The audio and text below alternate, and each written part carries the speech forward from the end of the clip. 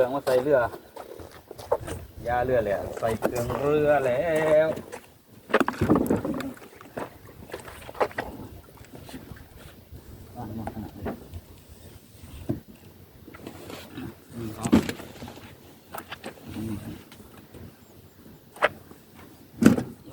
เอานี่ลงด้วยนี่จะป้าหันละนี่มาเอาไหลมันลงเนี่ยกลมลงกลมลงกระส้มส้มลงหัน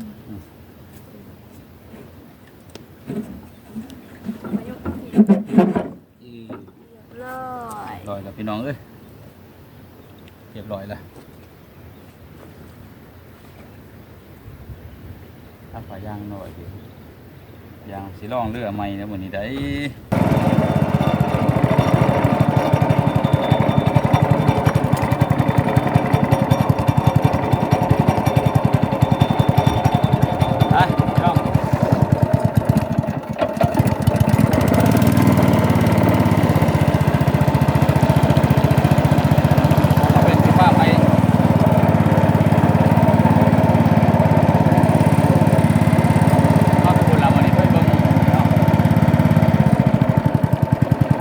ไปถ่ายเสาล่องน้ำลึกพี่น้อง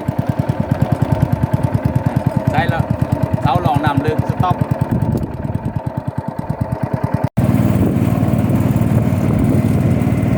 เบิ่งบรรยากาศพี่น้อง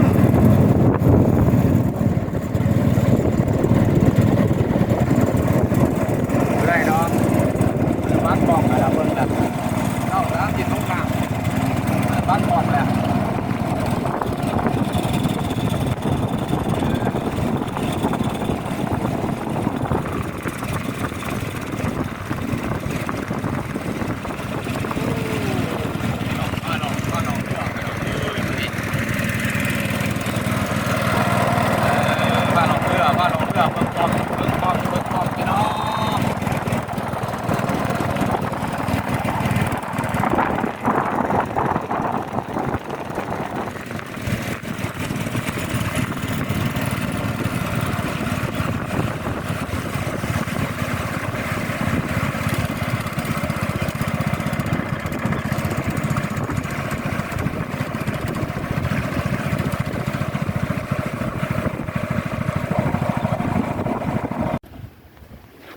ครับพี่น้อง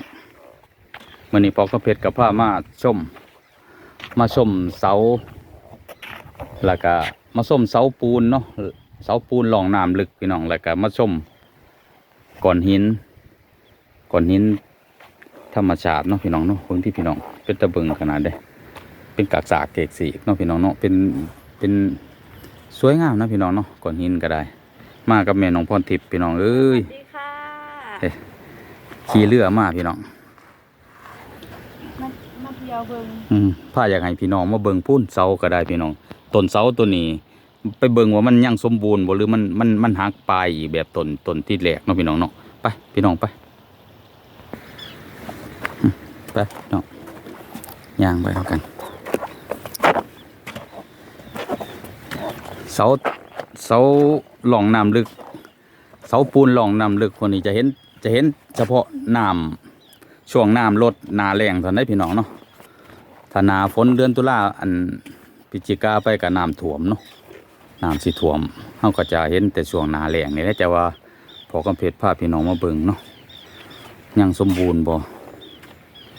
โอ้มองนี้คือเป็นตะเบิ่งเถอะเนาะลักษณะก้อนหินพี่น้องเเอกกักษาเห็นไหมก้อนหินก็เป็นสลับซับซ้อนเนาะพี่น้องเนาะโอ้ยนะมาโลโปกเปกกันแล้วก้อนหินก็ได้ฝุ่นดิเสาปูนตัวนั้นกับตัวบ่ท่านเดี๋ยวไปหอดได้พี่น้องไปหยาดเติบอยู่เด้พี่น้องขึ้นมาหยาดอยู่ว่าลักษณะมองเพิ่นสร้างเพิ่นเทไว้มันหินมาโลโปกเปกเนาะหินใหญ่ที่สร้างแบบว่าอยู่หินก่อนเดียวหิมหนามเลยเนาะพี่น้องเนาะเพิ่นก็ใส่หินอันนั้นมาเลี้ยงขึ้นมาคือกันได้ หินก่อนเฮานี่ได้ใส่มาเลี้ยงจังมากอมาเลี้ยงจังได้เท่เป็นยอดขึ้นมาโอ้ยอดตัวนี้ก็หักพี่น้องเอ้ยหักยอดอีกได้อพี่น้องคนเสาต้นนี้ก็ยอดหักคือกันยอดหักมันก็หนาฝนน้ำเต็มฟังมันก็สิมีค้อนมีหยังเนาะพี่น้องเนาะมากระทบมันอาจจะหักได้นี่ก็มีโอกาสสิหักอีกได้ละมีรอยแตกรอยหลาวละพี่น้องคนรอยแตกรอยหลาวละสิหักอีกได้ละเบิ่งละแต่ว่าจักสิหักตอนใดถ้ามีค้อนใหญ่ๆมากกระแทกก็อาจสิหักเนาะพี่น้องเนาะเสาตัวนี้สิสร้างยากอยู่เพราะว่าหินมันมาหลกปกเปกบ่ได้สร้างอยู่พื้นที่ราบของอันนั้นคือเสาต้นถึงเนาะพี่น้องเนาะเสาต้นที่แรกกันสร้างอยู่หมองง่ายๆอยู่ต้นนิ้วลำบากเติบอยู่นี่พี่น้องเสาต้นนี้ก็บ่ได้สมบูรณ์พี่น้องบ่สมบูรณ์คือกันกับต้นที่แรกเนาะต้นที่แรกก็ทั้งยอดหักลงคือกัน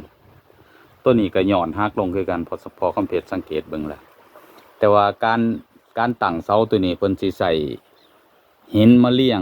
แล้วก็คล้ายๆเฮากออิฐเนี่ยเนาะเป็นสันจังได้เท่อันเป็นขันบันไดขึ้นไปพี่น้องเนาะอันนี้คือฝรั่งเศสเพิ่นก่อสร้างไว้พี่น้องเพิ่นก่อสร้างไว้เสานี่ก็จะมีอายุอยู่ประมาณ90 ถึง 100 ปีแหละพี่น้องว่าเพิ่นสร้างสมัยฝรั่งเศสปกครองประเทศลาวเนาะพี่น้องอยากให้พี่น้องได้เบิ่งนํเสาตัวนี้สิก่อสร้างยากเติบอยู่เพราะว่ามันเป็นหินง่อยอยู่จังซี่เพิ่นเอามาสร้างเนาะมันบ่ได้อยู่ในพื้นที่ราบๆ พอเขาเพชรกับพึ่งมาเคยเห็นนี่กันได้พี่น้องพึ่งได้เขามาเบิ่งแต่ว่าแนมเห็นอยู่ดอกเพิ่นก็ว่าเสาวัดร่องน้ำลึกของฝรั่งเศสสร้างไว้ว่ามานี่แต่พ่อใหญ่คำเพชรเกิดพุ่นล่ะแต่ว่าหากบ่ได้ลงมาเบิ่งไกลๆแบบนี้จักเถื่อพี่น้องเอ้ยก็อยู่หิมน้ำเลยพี่น้องเนาะหิมน้ำโขงไหลเชี่ยวสำเร็จพี่น้องฝั่งนั้นก็ฝั่งสปป.ลาวเนาะน้ำโขงไหลแห้งไหลเร็วสำพี่น้องเอ้ยมาลงมาฮอดแถวนี้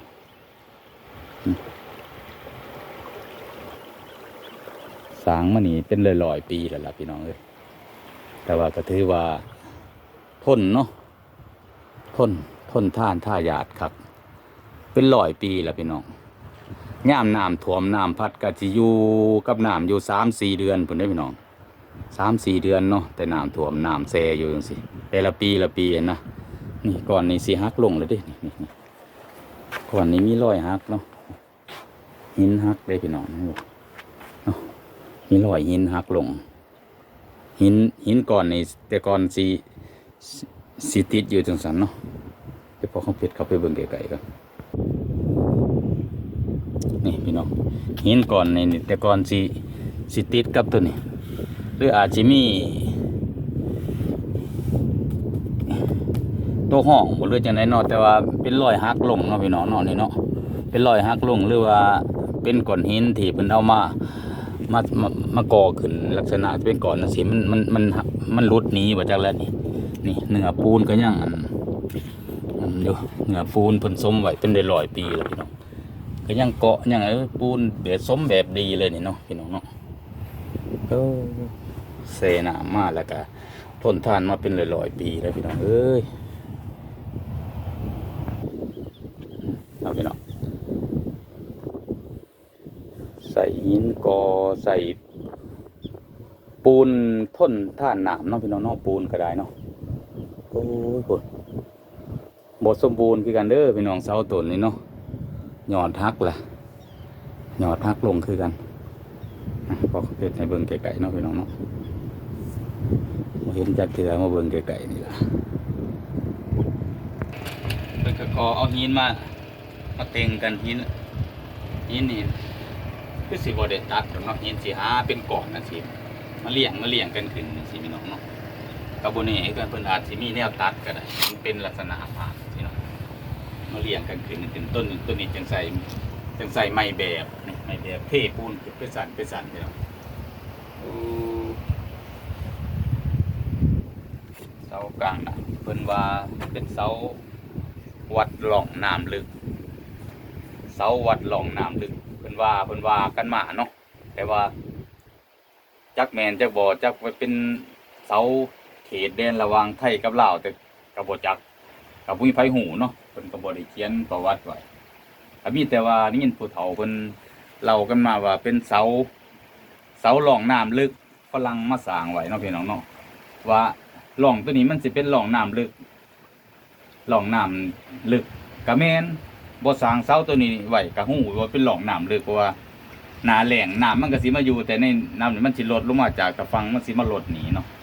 อาจจะเป็นเสาเขตแดนระหว่างไทยกับลาวก็ได้เพิ่นแบ่งมาอันนี้คือจุดกลางแล้วว่าฝั่งถนัดน้ำถนัดเป็นของลาวเด้อท่านี้เป็นของไทยเด้อจังซี่นะพี่น้องคิดว่าดอกเจ้าแม่นบ่แม่นเนาะ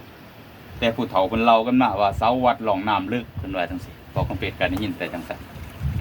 ครับมาเห็นไกลๆแล้วพี่น้องเอ้ยบาดนี่จนมันสิล่มสูญหายไปแล้วเนาะสิล่มลงไปกับน้ำเบิ่ละจังแต่มาเบิ่งพี่น้องเป็นร้อยๆปีแล้วพอคำเป็ดก็อายุ60แล้วก็เพิ่งได้เขามาเบิ่งไกลๆจังสิจังฮู้ว่าเพิ่นได้ก่อขึ้นมาแล้วมาวางแผ่นแล้วก็เทปูนส่วนเทิงนี่เทเป็นขันบันไดไว้พี่น้องแต่ยอดจริงๆหักลงแล้วพี่น้องเนาะพี่น้องเอ้ย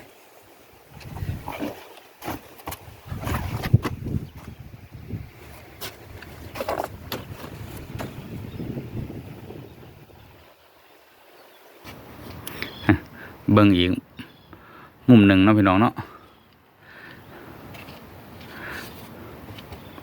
ครับผมคลิปนี้พอก็เป็ดกะสิถ่ายบรรยากาศในพี่น้องเบิ่งบัดนี้เนาะบรรยากาศรอบๆเสาหล่องน้ำลึกเนาะพี่น้องเสาปูนหล่องน้ำลึกพี่น้องเอ้ยบัดนี้พุ่นถ้าพุ่นก็เป็นโขดหินน้ำกัดเซาะมาหลายร้อยล้านปีแล้วเนาะเซาะมามันก็เหลือแต่หินแนวนี้แหละพี่น้องเอ้ยเป็นตะเบิงบ่พี่น้องว่าสวยงามบ่บรรยากาศตามลำโค้งพี่น้องเอ้ยสวยงามบ่ครับสวยงามบ่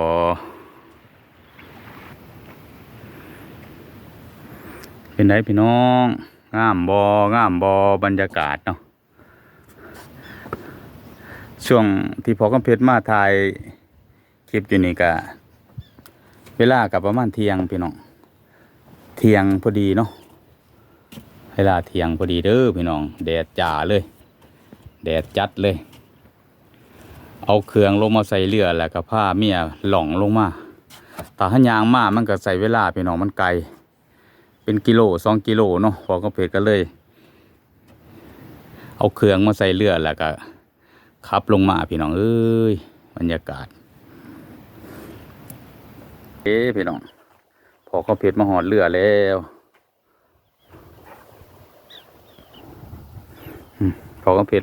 ขับเรือลงมาหอดเรือแล้วพี่น้องมาหอดเรือแล้วก็สีเดผ้ากันขึ้นเมื่อแล้วบัดนี้ปูนต้นเสาก็ได้พี่น้องเนาะต้นเสาที่เข้าไปเบิ่งบางหันโยพุ่นนะพี่น้องตอนนี้พอเขาเพชรยางมาหอดเรือแล้ว